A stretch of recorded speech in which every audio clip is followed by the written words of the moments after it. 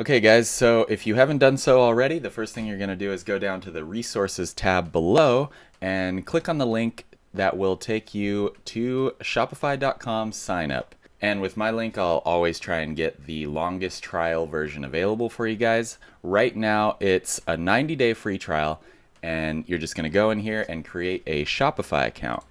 So I would recommend making your own business email for this. You can use your personal email, but I would just go ahead and make like a new Gmail account for this. And then you're just gonna use that email, create a password, and put your store name.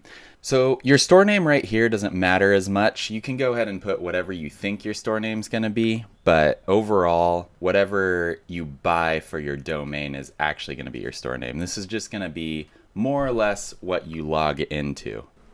So once you've done that, the next thing they'll do is they'll just have this little section, tell us a little bit about yourself.